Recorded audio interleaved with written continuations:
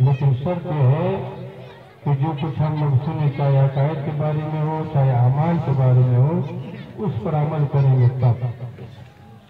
اور اگر ایسے میلاد میں آئیں گے کھا لیا پی لیا سن لیا سنا لیا عمل سے کوئی مطلب نہ ہو تو پھر ایسے محفلوں میں آنے سے جانے سے جو فائدہ ہونا چاہیے وہ فائدہ نہیں. اللہ تعالیٰ ہم سب کو سننے اور سنانے سے زیادہ عمل کرنے کی توفیق عطا فرمائے. آمین. اس زمانے میں موجودہ حالات میں ہم لوگوں کا کامیابی کا معیار ہے کیا؟ ہم لوگوں کا کامیابی کا معیار یہ ہے کہ زمین ہو جائے، جائیداد ہو جائے، مکان ہو جائے، دکان ہو جائے، سن و زر ہو جائے، دنیا و دولت ہو جائے،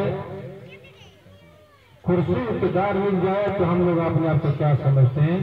کامیاب سمجھتے ہیں، کامران سمجھتے ہیں. اگر دنیا و دولت انسان کامیاب ہوتا، کامران ہوتا تو نمرود سب سے بڑا کامیاب ہوتا، شداد سب سے بڑا کامیاب ہوتا. لیکن وہ نمرود کامیاب ہے، وہ شداد کامیاب ہے. کامیاب کون شخص ہے؟ اللہ جل شانہ نے اپنے کلام کے اندر اس کا ذکر فرمایا والعصر، زمانے کی قسم،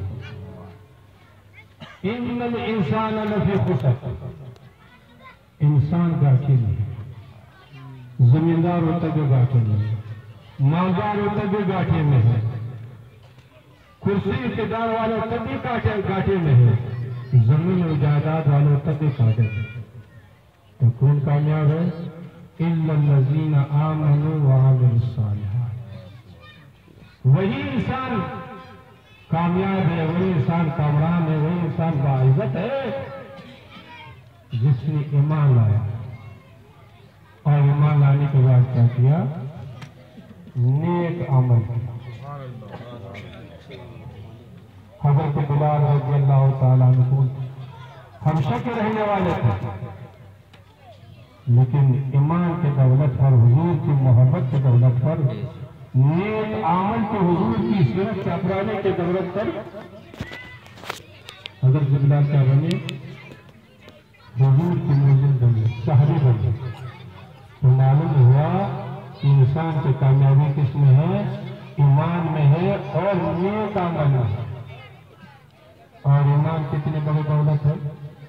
ایک مسلمان کے نزدیک ایمان سے بڑی کوئی دولت ہے یہ نہیں. اس ایمان کے خاطر صحابہ کرام رضوان اللہ تعالیٰ علیہم اجمعین نے اپنے وطن کو بھی چھوڑا. اس ایمان کے خاطر صحابہ کرام رضوان اللہ تعالیٰ علیہم اجمعین نے اپنے اہل و عیال کو بھی چھوڑا.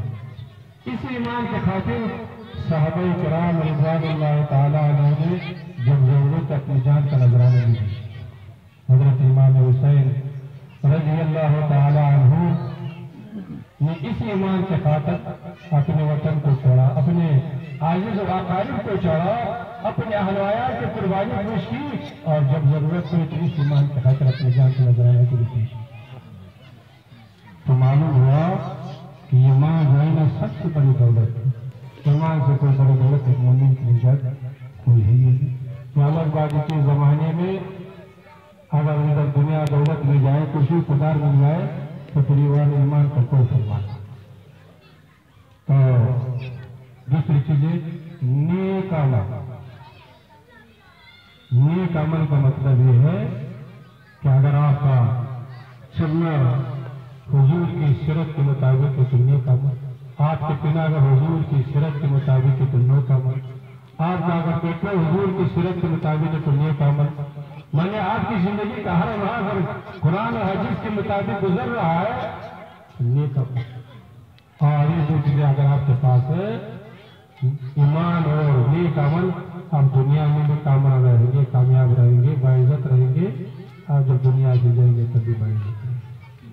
آج ہم لوگوں کے اندر اللہ کا شکر ایمان تو صحیح سلامت ہے، قرآن و حدیث کے مطابق ہے، کمی ہے تو عمل میں کمی ہے۔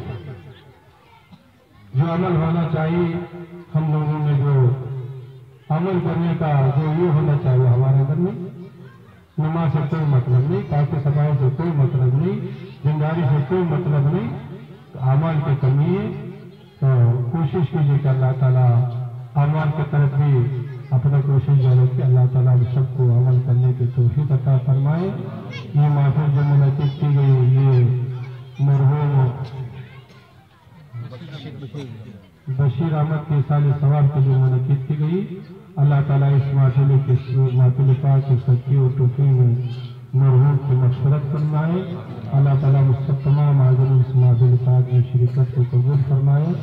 وآخر دعوانا الحمدللہ رب العالمین۔